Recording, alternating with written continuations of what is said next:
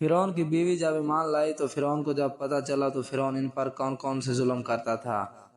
دوستو آج کی ویڈیو میں ہم جانتے ہیں فرعون کی بیوی کے بارے میں جو ایمان لا چکی تھی اور فرعون اس پر ظلم کرتا تھا۔ بسم اللہ الرحمن الرحیم، شروع کرتا ہوں اللہ کے نام سے جو بڑا مہربان نہایت رحم والا ہے۔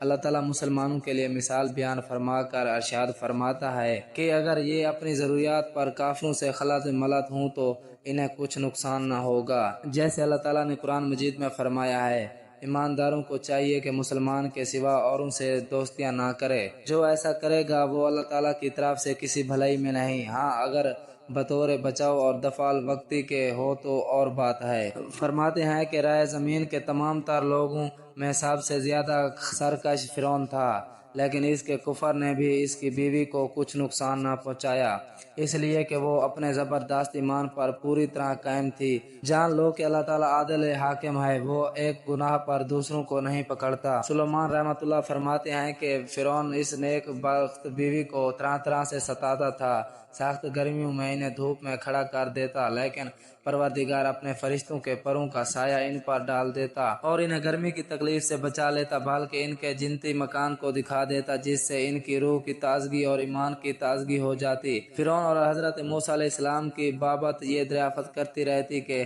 کون غالب رہا، تو ہر وقت یہی سنتی کہ موسیٰ علیہ السلام غالب رہے، بس یہی ان کے ایمان کا باعث بنا اور یہ پکار اٹھی کہ میں حضرت موسیٰ علیہ السلام اور ہارون علیہ السلام کے رب پر ایمان لائی۔ فرعون کو جب معلوم ہوا تو اس نے کہا کہ جو بڑی سے بڑی پتھر کی چٹان تمہیں ملے اسے اٹھا لاؤ اور اسے کہو کہ اپنے عقیدے سے باز آ جائے، اگر باز آ جائے تو میری بیوی ہے، عزت و حرمت کے ساتھ واپس لاؤ، اور اگر نہ مانے تو وہ چٹان اس کے اوپر گرا دو اور اس کا قیمہ قیمہ کر ڈالو۔ جب یہ لوگ پتھر لائے انہیں لٹایا گیا اور پتھر ان پر گرانے کے لیے اٹھائے تو انہوں نے آسمان کی طرف نگاہ اٹھائی، پروردگار عالم نے حجاب ہٹا دیا اور جنت کو اور وہاں جو مکان ان کے لیے بنایا گیا تھا اسے انہوں نے اپنی آنکھوں سے دیکھ لیا اور اسی میں ان کی روح پرواز کر گئی۔ جس وقت پتھر پھینکا گیا تو اس وقت ان کی روح پرواز کر گئی تھی۔ اپنی شہادت کے وقت دعا مانگی کہ اے اللہ جنت میں اپنے قریب کی جگہ مجھے عنایت فرما۔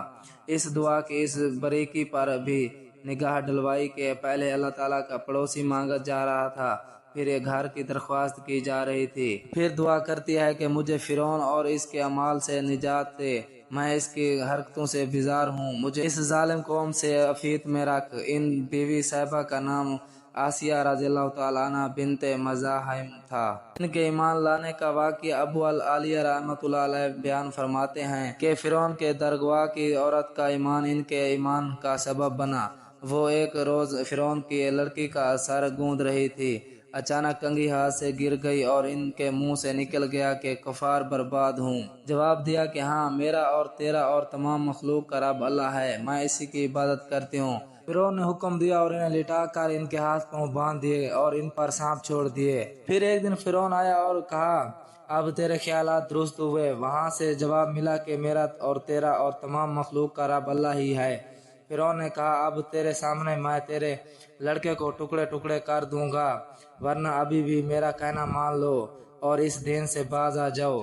انہوں نے جواب دیا کہ جو کچھ تو کر سکتا ہے کر ڈال۔ اس ظالم نے ان کے لڑکے کو منگوایا اور ان کے سامنے اسے مار ڈالا۔ جب اس بچے کی روح نکلتی تو اس نے کہا اے ماں خوش ہو جا، تیرے لیے اللہ تعالیٰ نے بڑے بڑے ثواب تیار کر رکھے ہیں اور فلاں فلاں نعمتیں تجھے ملیں گی۔ انہوں نے اپنے بچے کی روح قبض کرتے ہوئے خود دیکھا، لیکن صبر کیا اور راضی بے قضا ہو کر بیٹھی رہی۔ فرعون نے انہیں پھر اسی طرح باندھ کر اس پر سانپ چھوڑ دیے۔ پھر ایک دن آیا اور اپنی بات دہرائی، بیوی صاحبہ نے پھر نہایت صبر و استقلال سے وہی جواب دیا۔ اس نے پھر وہی دھمکی دی اور ان کے دوسرے بیٹے کو بھی اس کے سامنے ہی قتل کر ڈالا۔ اس کی روح نے بھی اسی طرح اپنی والدہ کو خوشخبری دی اور صبر کی تلقین کی۔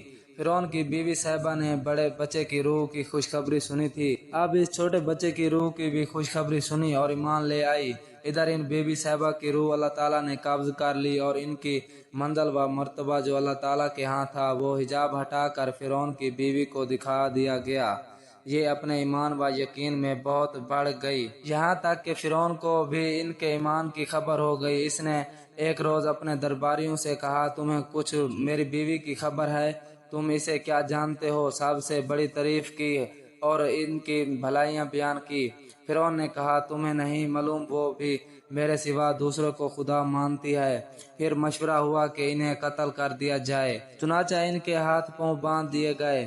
اس وقت آسیہ علیہ السلام نے اپنے رب سے دعا کی کہ پروردگار میرے لیے اپنے پاس جنت میں مکان بنا۔ اللہ تعالیٰ نے ان کی دعا قبول فرمائی اور حجاب ہٹا کر انہیں ان کا جنتی درجہ دکھا دیا، جس پر یہ ہنسنے لگی۔ ٹھیک اسی وقت فرعون آ گیا اور انہیں ہنستا ہوا دیکھ کر کہنے لگا، لوگو تمہیں تعجب معلوم نہیں ہوتا کہ اتنی سخت سزا میں مبتلا ہے اور پھر ہنس رہی ہے؟